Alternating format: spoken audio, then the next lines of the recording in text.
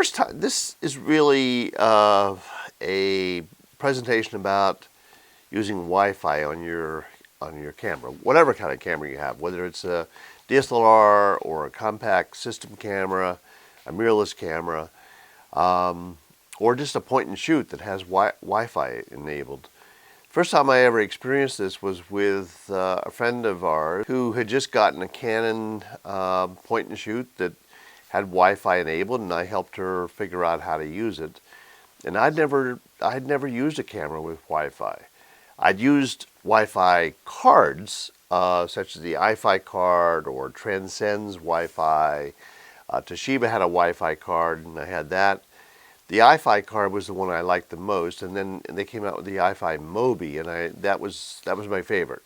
And I used that with my Canon 60D, and it was good. I mean, it really kind of changed how I looked at retrieving images, and it started to wean me away from actually importing images onto my computer, working with them in Aperture at that time, and it kind of piqued my interest.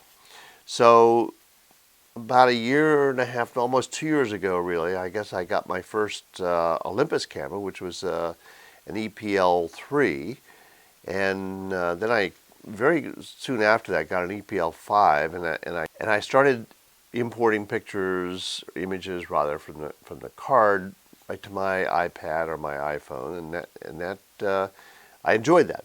That was great. I upgraded then to an OMD EM10, and when it first came out, and that really started to change my approach to how I work with images, because I could now, just as Margaret could with her point and shoot, months before, I could now take my pictures right from my camera without a card, a special card or anything. I could use any card, and import them onto my iPhone or onto my iPad and edit them right there.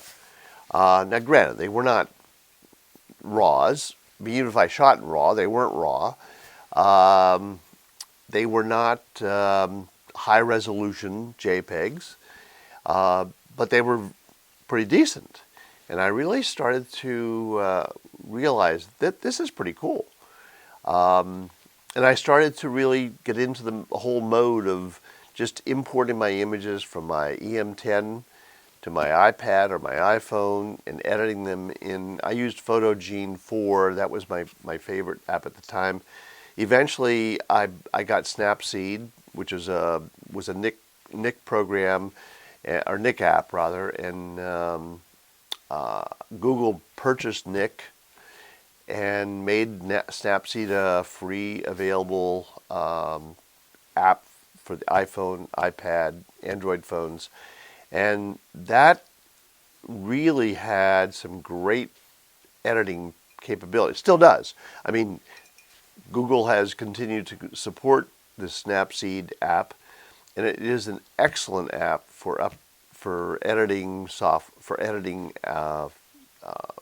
images. So, unfortunately, my EM10 was stolen, but in the meantime, I'd already purchased an EM1, and it also had the immediate Wi-Fi capability of transferring images to your iPhone, your iPad, or any Android device.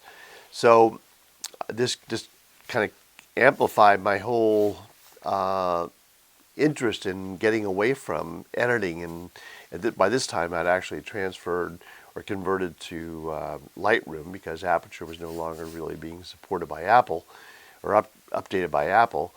And because I subscribed to the Lightroom photography bundle, or the Adobe photography bundle, it gave me Lightroom Mobile, and Photoshop.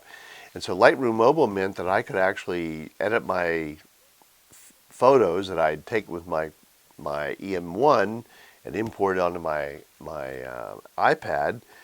I could bring them into Lightroom Mobile, edit them, and they would actually be transferred to my desktop.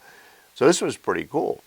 So this really kind of changed my idea about using Wi-Fi enabled cameras. And I think it's really something that's very cool that everybody should consider.